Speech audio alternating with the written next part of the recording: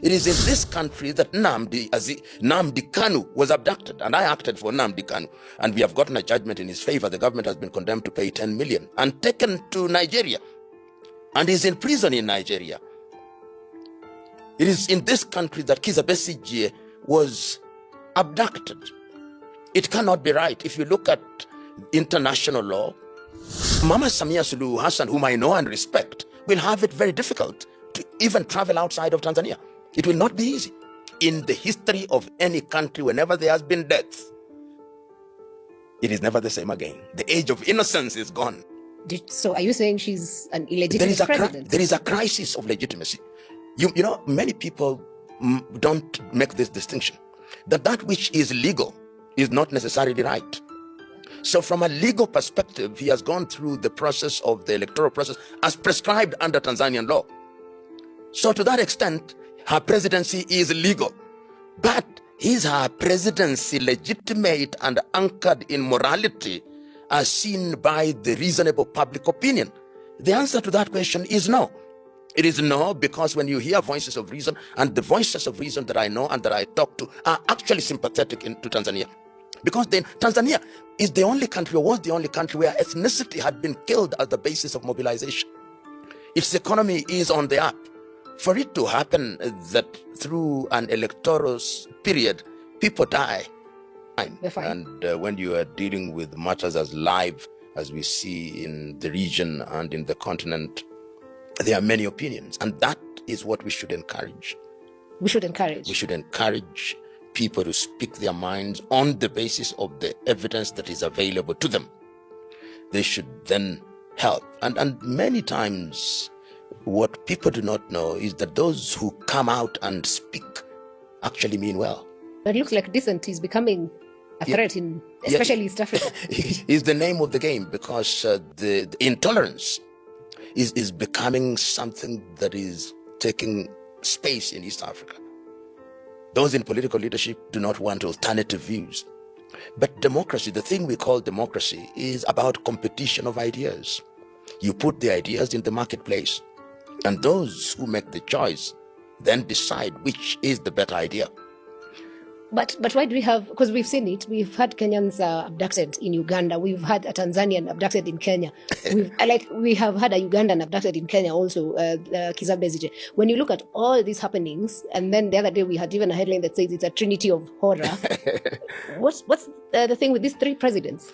You know, I feel pain because those who are heads of state in this region are people that are known to us. They are people who, if you look at their history, at least some of them, you can say that they had good ideas. If I look at Yoweri Kaguta Museveni and his views in the 1980s when he was in the forefront of the liberation of Uganda, his clarity and his vision could not be questioned. He took the view that people should not stay in power for too long. He took the view that he should have successors. He took the view that views should be articulated. It therefore pains some of us who are sympathetic to that history to see the level of intolerance. Mama Samia Suluhu Hassan came from a history and a legacy of a great man, Julius Kambarage Nyerere, who believed in a competition of ideas. Nyerere would attend the University of Dar es Salaam and debate with students. And it therefore pains us, those who are sympathetic to that history and that legacy, to see the level of intolerance. I do not agree with my good friend Tindi Lisu on many issues, but I don't believe that he has committed the offense known to law as treason on the basis of the evidence that is available. And I do not believe that when you are going into an election, you ban people from participating in the election. It is the electorate that should make that decision. And if the electorate is not made or given the opportunity to make that decision, then whatever outcome there is illegitimate. So are you saying she's an illegitimate president? There is a crisis of legitimacy. You know, many people don't make this distinction, that which is legal is not necessarily right. So from a legal perspective, he has gone through the process of the electoral process as prescribed under Tanzanian law. So to that extent, her presidency is legal. But is her presidency legitimate and anchored in morality as seen by the reasonable public opinion? The answer to that question is no. It is no, because when you hear voices of reason, and the voices of reason that I know and that I talk to are actually sympathetic to Tanzania. Because then Tanzania is the only country, or was the only country, where ethnicity had been killed as the basis of mobilization. Its economy is on the up. For it to happen that through an electoral period, people die, it is painful. And it is for the love of Tanzania that we see this pain. Kenya, of course, to complete the circle, is also problematic. It is in this country that Nnamdi Kanu was abducted, and I acted for Nnamdi Kanu, and we have gotten a judgment in his favor. The government has been condemned to pay 10 million and taken to Nigeria, and is in prison in Nigeria. It is in this country that Kizza Besigye was abducted. It cannot be right. If you look at international law, rendition is something that we should not allow. People should be allowed to exercise their democratic rights, even if we don't agree with them. So you see, there is a crisis. We are signatories to the African Charter on Human and People's Rights. We are signatories to the Universal Declaration of Human Rights and all the UN charters. Why do we create an environment where people who don't agree with us become our enemies? It is a competition of ideas, so that what is happening in this region is that fear is being used by those in political leadership as an instrument of paralyzing the population into silence. Will the population agree to that when you look at it? History is consistent that you can only paralyze a population for so long. The things that we see, for example, that we saw in the Arab Spring, that brought down governments, what we have seen in the streets of Africa, it started in Nairobi, Kenya. It did not go the full length. We saw it in Cameroon. It did not go the full length. We saw it in Abidjan. It did not go the full length. We saw it in Dar es Salaam. It did not go the full length. It went the full length in Madagascar. It went the full length in Bangladesh. It went the full length in Nepal. Demonstration and protest is the language of the unheard. And wisdom has always required and demanded at once that you listen to people, because you are a trustee to hold public office. Why do we call people in public office honorable? It is not because of them. It is the office that we honor. Why do we call them excellencies? They are not, may not even be excellent. Many times in Africa they are not. But it is the institution, the offices that they hold for the sake of the nation. When they begin to think that they are demigods, they must remember there was a French Revolution. They must remember that there was the Turkish revolt. They must remember that people rose the student protests in 1960s in Europe. They must remember that the colonialist was here and they left. And the sooner they do so, they must remember that recently Bashar al-Assad left for Moscow with a suitcase. They must remember that Rajuel in Madagascar disappeared. We do not know where they are. They must remember that Sheikh Hasina is hiding. Nobody knows where she is. When we get to a point, and it's very interesting, you give live scenarios that we're experiencing now, but then on the other hand, you look at it, when our citizens, Bob Njagi and Nicholas Oyo, had been missing for 38 days, then they are released. And then on the same day, the president of Uganda confesses that we arrested them because I was told they are expert rioters, and I kept them in a fridge. Of course, yesterday we see the PS Singway saying it was metaphorical for him to use that. But when a president confesses to arrest other citizens, yet the foreign affairs of Kenya doesn't seem like... You know, I know both Njagi, I know Oyo. These are young men who mean well. They mean well. They feel pain for Kenya. They feel pain for humanity. They feel pain for the black man. When they went to Uganda, they were showing solidarity with one of the candidates. It is their right to do so. Of course, it is always wise to remember that when you're in a foreign country, the rules may be different. But when a national of a country is detained by a sister or brother country, it is incumbent upon that country's foreign affairs to be involved. You know, when I see the headlines of the Standard newspaper on the 13th day of November 2025 saying, we need diplomacy, you cannot contradict them.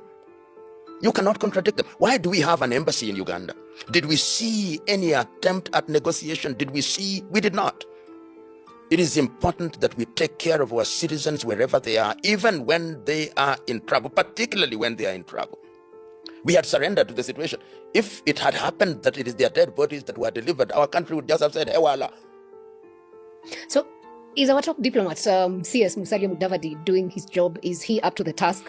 Has he failed the country? The cabinet secretary for the time being, Mr. Musalia Mudavadi, is somebody that I know. But I'm afraid to say that he has not discharged his functions to the best of the expectations of the people of Kenya. What would be the limitations? Or what would be that is holding him? The question is, what is our foreign policy as a country? We may have papers that say this is our foreign policy, but diplomacy has a history to it. If you look at history, why do countries have foreign envoys? Countries have foreign envoys as number one, as a demonstration of the good relationship with the countries in which they are accredited. Countries have envoys for purpose of ensuring that their citizens in those spaces are protected. The cabinet secretary in the Kenyan arrangement is the chief diplomat. The ambassadors are appointed, of course, as the representatives of the head of state, and they're expected to protect their citizens. We want to hear them. This country has had foreign ministers who came out and articulated things on behalf of the Republic of Kenya firmly. I remember Munywa Wayaki discharging his functions firmly. I remember Robert Ouko. And whether you disagreed with them or not, they occupied those positions with dignity, and they were heard and they were respected. I'm nostalgic about those days. But today, and I know, and I am involved in a number of cases of Kenyans who are outside and are suffering outside of the Republic of Kenya, and you ask for assistance, not even an acknowledgement letter is written to you. We've even lost citizens in Tanzania. And nobody appears to be bothered. We have citizens in Dubai who are detained. Nobody is talking about them. We have citizens in the United States of America. Nobody is talking about them. And one therefore wonders, why do we have these individuals who are paid using taxpayers' money in those spaces? There is no shortage of Kenyans who can discharge this function. And when we speak as we do, then we are vilified and demonized. And they use the Kiswahili word, wachache wasiotosheka. How can we be satisfied when we can see that pain is being visited upon our kith and kin? We cannot be satisfied. We cannot afford that luxury. I would have thought right now, in light of what is going on in the East African region, in Kenya, Uganda, Tanzania, South Sudan, Somalia, and Democratic Republic of Congo and Burundi, I would have thought that an extraordinary meeting of the East African community would be summoned to discuss the crisis, because there is a crisis in the region. I would have thought that this is the time to convene such a meeting, to discuss what is happening, because the East African community is threatened. We thought that we would now be moving towards integration, but listen to the rhetoric. Are we talking as people who are moving towards integration? We've even been threatened by about the Indian Ocean, accessed by the president of Uganda, and I don't think Kenya has said a thing. Kenya has not said a thing. Perhaps that is wise diplomatically. I believe that what we should do as a country is to engage the president of the Republic of Uganda, and our communication should be that the ocean is for us to share. This is a common right. We have a duty, and some of us, in order to give meaning to those relationships, say that Uganda is not landlocked, Uganda is land-linked. South Sudan is not landlocked, is land-linked. Burundi is not landlocked, it is land-linked. Rwanda is not landlocked, is land-linked. In other words, the ports of Bagamoyo in Tanzania, Tanga, Mtwara, the port of Mombasa, the port of Lamu are available to them. If there are any hitches, these are things that should be handled diplomatically. And if we engage in that space and we are moving towards integration, even that kind of rhetoric becomes unnecessary. And this is why I hold the view that there are so many issues flying around in the East African region that it is necessary for the heads of states and government to do a quick meeting. And once they have done the quick meeting and have identified the issues, then the issues for determination can be cascaded to the relevant ministers, and the relevant ministers then cascade it to the bureaucrats. Do you think she means well? Because you're saying they ought to have had conversations before. Yes. But just the other day, the deputy party leader of Chadema had been arrested again, I think on Monday, Tuesday. John Heche, and released. When they were released, they were asked what happened. They were saying they didn't even question us. There was nothing major. So when you look at it, how is this presidency, this term, going to be like for her? In my view, if it continues in this way, it's going to be very painful. Because when you are in a space where you are not engaging those who you consider to be your opponents, your political opponents are not your enemies. You are all talking about the same country, just the perspective. Some people think the country should be run this way in matters agriculture, in matters health, but otherwise you are working towards the benefit of the same country. But if you consider your political opponents as your mortal enemies, then you end up being paranoid. You see enemies emerging from every corner, even when they are not there. You begin to have enemies, real and imagined. And when you are in that space, then you are in a very dangerous space. And that is why it is incumbent upon those who mean well for these conversations to begin in earnest. In this country, to our credit, whenever we have found ourselves in such situations, whenever we were on the brink, we have had these painful conversations. In 2007, 2008, the country was on the brink, and we had painful conversations. We made painful decisions. We created offices that were not necessary, sometimes just to massage people's egos in order to calm the temperatures and protect the country. Sometimes it becomes necessary for the long-term health of the country, because if you don't, then the country can collapse. Ask Sudan, the country has collapsed. Ask Central African Republic, the country has collapsed. Ask the Cameroonian, the country is collapsing. Ask our good friends the Somalis how long it has taken to rebuild that country again. So there are examples, but it is tragic that it appears that we do not learn anything from history and examples that are before us. We say we are different. No, history is consistent. They say we are Tanzania, we're not Kenya.